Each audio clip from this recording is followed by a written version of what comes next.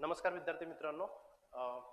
2025ची फॉरेस्टची जी काय ॲड आहे MPSCची, त्याच्यासाठी बरेचसे विद्यार्थी आता प्रयत्न करत आहेत आणि बऱ्याचशा विद्यार्थ्यांचा ॲग्रिकल्चर ऑप्शनल आहे आणि बऱ्याचशा विद्यार्थ्यांची मागणी अशी होती की ॲग्रिकल्चर ऑप्शनल हा तुम्ही लवकरात लवकर सुरू करावा.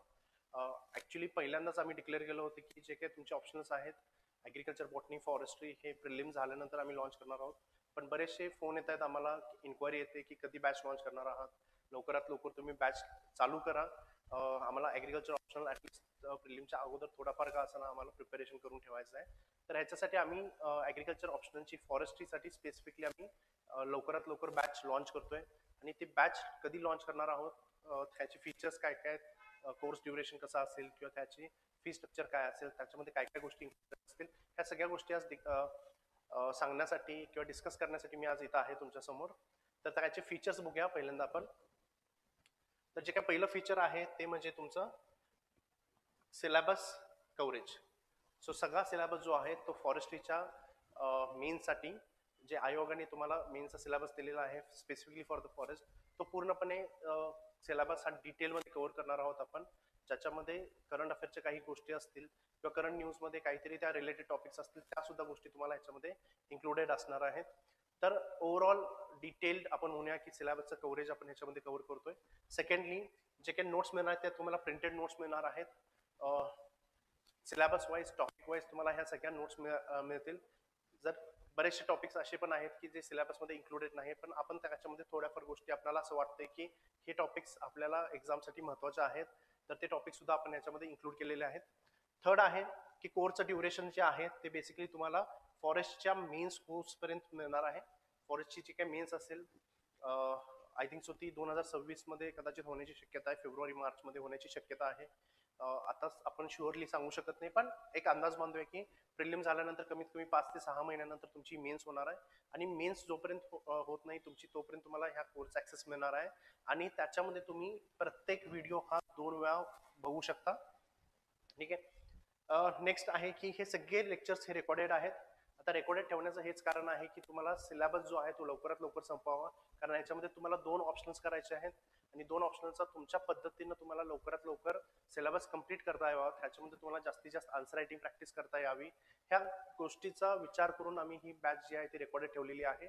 आणि ही जी काय बॅच असणार आहे ती बेसिकली बायलिंग्वल मध्ये असणार आहे, म्हणजे मराठी आणि इंग्लिश याच्यामध्ये आपण एक्सप्लेनेशन करतोय.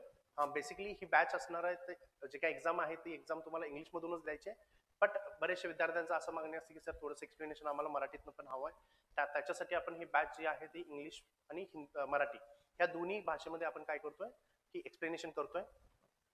हे झाल्यानंतर बरेचसे विद्यार्थी असं पण डाऊट विचारतात की जर रेकॉर्डेड लेक्चर्स असतील तर मग सर आमचे डाऊट्स वगैरे असतील तर ते डाऊट कसे क्लिअर केले जातील. त्याची पण काळजी करू नका, घाबरू नका. त्यासाठी पण तुम्हाला जर पाहिजे असेल तर तुम्ही ऑफिसला कधीही येऊ शकता.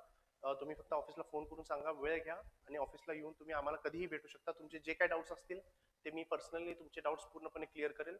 आणि ते झाल्यानंतर सुद्धा आम्ही पिरियॉडिकली तुमचे ऑनलाईन डाऊट क्लिअरिंग सेशन सुद्धा ठेवणार आहोत. जे बॅचला मुलं आहेत त्यांचे जे काही डाऊट्स असतील ते ऑनलाईनच्या विद्यार्थ्यांना सुद्धा आपण एक सेपरेटली असे लेक्चर्स घेणार आहोत, जे आपण पिरियॉडिकली आपण पूर्णपणे लाईव्ह ठेवणार आहोत.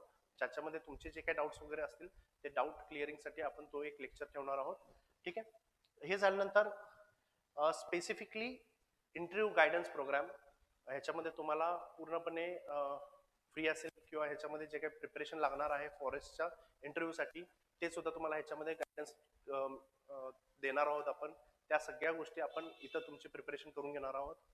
माझा स्वतःचा पर्सनल एक्सपिरियन्स आहे. Indian forest service plus Maharashtra state forest interview ह्या सगळ्या गोष्टी मी स्वतः दिलेल्या आहेत. IFSचा इंटरव्ह्यू 2 आणि राज्यसेवेची जी काय फॉरेस्टची एक्झाम आहे त्याच्यामधला एक इंटरव्ह्यू, असे हे 3 माझे इंटरव्ह्यू आहेत. आणि त्याच्यामध्ये जे काही मला अनुभव आलेले आहेत, इतक्या वर्षामध्ये जे काही प्रिपरेशन केलेलं आहे त्या सगळ्या गोष्टी तुम्हाला मी देण्याचा प्रयत्न करेल. कसं प्रिपरेशन करायला पाहिजे, काय नेमकं करायला पाहिजे याच्यामध्ये, या सगळ्या गोष्टी मी तुम्हाला नक्कीच देण्याचा प्रयत्न करेल. आता महत्वाचं म्हणजे ही बॅच कधी चालू होते. ही बॅच आपली 21 जुलै, means it will be on 21st of the July. 21 जुलैला ही बॅच आपण चालू करतोय. 21 जुलैला ही बॅच आपली चालू होणार आहे. तर 21 जुलैला बॅच चालू करून आपण लेक्चर्स आपण सब्जेक्ट वाईज टाकत जाणार आहोत. आहोत. जसे जसे तुमचे आपले रेकॉर्डिंग्स इथं होतील ते रेकॉर्डिंग्स तुम्हाला ते तसे ॲपवरती मिळत जातील. प्रिलिमच्या अगोदर आमचा प्रयत्न आहे की पूर्णपणे पेपर 1 किंवा आपण म्हणूया की निम्मा सिलेबस जो आहे, आता ॲग्रिकल्चर ऑप्शनलचा जो काय निम्मा सिलेबस आहे, तो निम्मा सिलेबस आपण त्याच्यामध्ये तुम्हाला कव्हर करण्याचा आपण प्रयत्न करतोय. सो ते झाल्यानंतर ह्याच्यामध्ये आपण काही टेस्ट पण घेणार आहोत. टेस्ट सिरीज पण ह्याच्यामध्ये इन्क्लुडेड आहे. आता ते टेस्ट कसे असतील, आपले टेस्ट जे असणार आहेत ते 4+3 असे 7 टोटल टेस्ट असणार आहेत. तर ते 7 टेस्टपैकी 4 टेस्ट जे असतील ते पूर्णपणे सेक्शनल टेस्ट असेल आणि प्रत्येक सेक्शनल टेस्टचं हे तुम्हाला लाईव्ह डिस्कशन घेण्यात येईल, ज्याच्यामध्ये तुमचे काही डाऊट्स वगैरे असतील तर ते सुद्धा क्लिअर केले जातील. आन्सर रायटिंग कसं करायला पाहिजे, आन्सर्स कसे लिहायला पाहिजेत, कोणत्या गोष्टीवरती फोकस करायला पाहिजे, त्याच्यामध्ये व्हॅल्युएडेशन कसं करणं एक्सपेक्टेड आहे, डायग्राम्स काढायचे असतील तर ते डायग्राम्स वगैरे कुठं काढायच्या, कशा काढायच्या, ह्या सगळ्या गोष्टी आपण त्या डिस्कशनमध्ये घेणार आहोत. प्लस तुम्हाला ह्याच्याबरोबर सिनॉप्सिस पण मिळणार आहे. ठीक आहे. फक्त हे 4 सेक्शन टेस्ट जे आहेत ते 4 सेक्शन टेस्टचं आपण इव्हॅल्युएशन करणार नाहीत, पण तुम्हाला डिस्कशन हे इन डिटेल आपण ह्याच्यावरती डिस्कशन घेणार आहोत. जर का तुम्हाला अजून काही डाऊट्स वगैरे असतील तर ते तुम्ही डिस्कशनच्या वेळेला तुम्ही तुमचे डाऊट्स वगैरे विचारू शकता. आन्सर रायटिंगचे जे काही डाऊट्स असतील ते तुम्ही बिंदासपणे आम्हाला विचारू शकता. ठीक आहे. ते झाल्यानंतर 3 ह्याच्यामध्ये फुल लेंथ टेस्ट असतील. 3 फुल लेंथ टेस्ट असतील आणि फुल लेंथ टेस्ट हे शक्यतो तुमची मेन्सच्या अगोदर शक्यतो घेण्यात येणार आहे, म्हणजे इमिजिएटली मेन्सच्या अगोदर.